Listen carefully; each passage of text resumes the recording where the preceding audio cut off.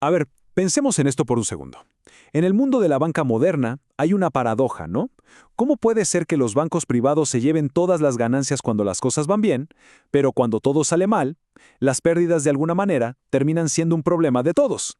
Bueno, hoy vamos a meternos de lleno a descubrir cómo funciona este mecanismo.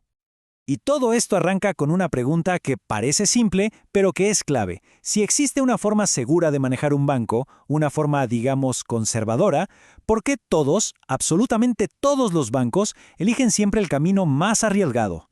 La respuesta a esto nos va a revelar cómo funciona realmente el sistema financiero.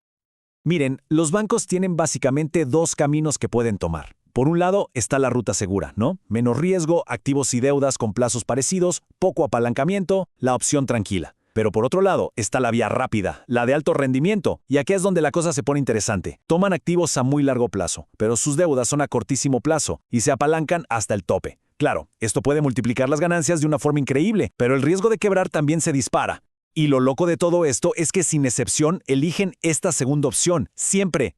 Y bueno, esta elección, que la hacen todos, nos mete de cabeza en el gran dilema de la banca. Un dilema donde el riesgo y la recompensa van de la mano, sí, pero como vamos a ver, no terminan en los mismos bolsillos. ¿Y por qué toman estos riesgos pero tan grandes? La razón es bastante simple, la verdad. Es porque saben que, en el fondo, si todo explota, ellos no van a pagar el precio completo. Hay una especie de red de seguridad oculta que siempre está ahí para atraparlos. Entonces, la pregunta del millón es, ¿quién pone esa red de seguridad? ¿De dónde sale? Y la respuesta es el Estado. Son las instituciones públicas las que terminan socializando esos riesgos. Vamos a ver exactamente cómo lo hacen. Ok, para entender cómo el Estado absorbe los riesgos de los bancos privados, tenemos que conocer a los dos jugadores principales de este equipo. Por un lado, el Banco Central, y por el otro, el Tesoro. Cada uno tiene un rol súper específico en este juego. Y todo esto gira en torno a un concepto que es fundamental que entendamos: socializar el riesgo.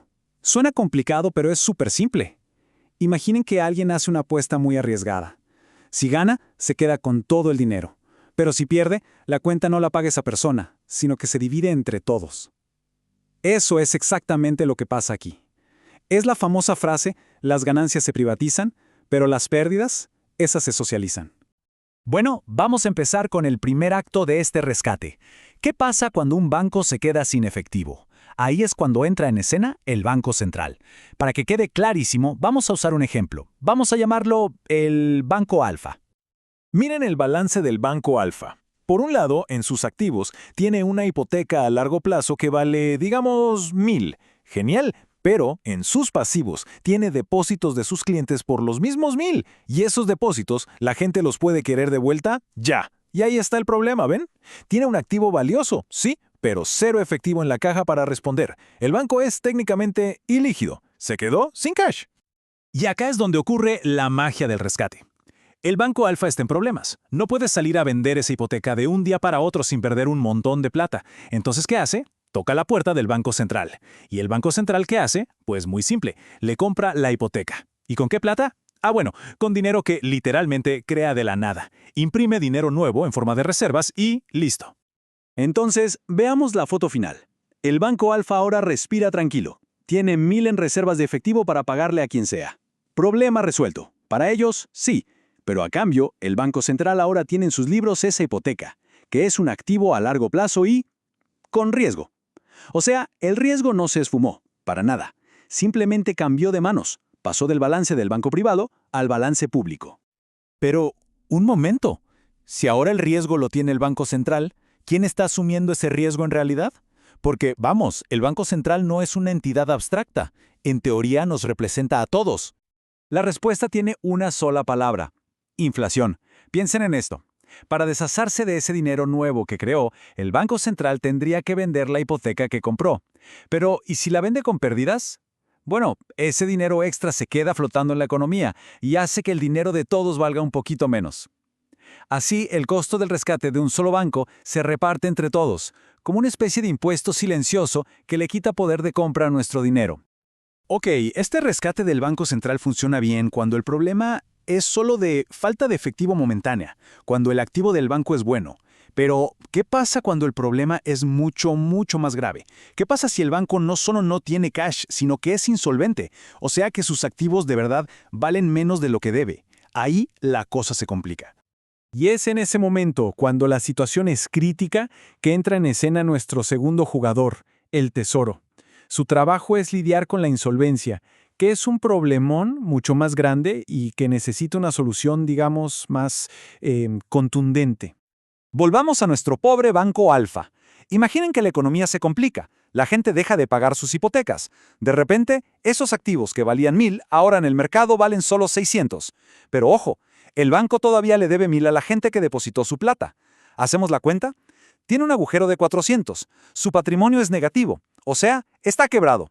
Si nadie hace nada, los depositantes perderían 400 de su dinero. Un desastre. Para evitar esa catástrofe, el Tesoro arma una operación de rescate. Primero, sale a pedir plata prestada, emitiendo deuda pública.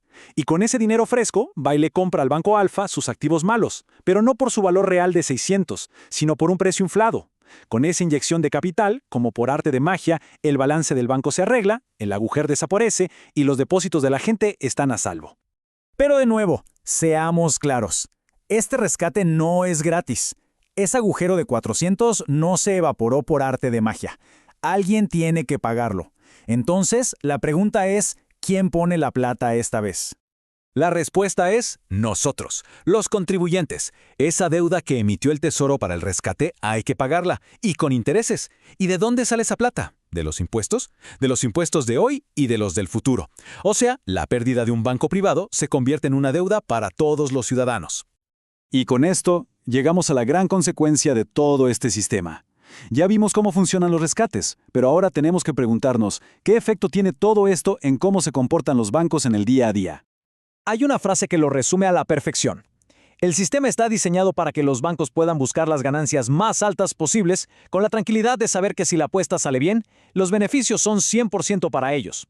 Pero si sale mal, bueno, el riesgo y el costo se le pasan a alguien más, a la sociedad. Y esto crea un círculo vicioso que los economistas llaman riesgo moral. Piénsenlo.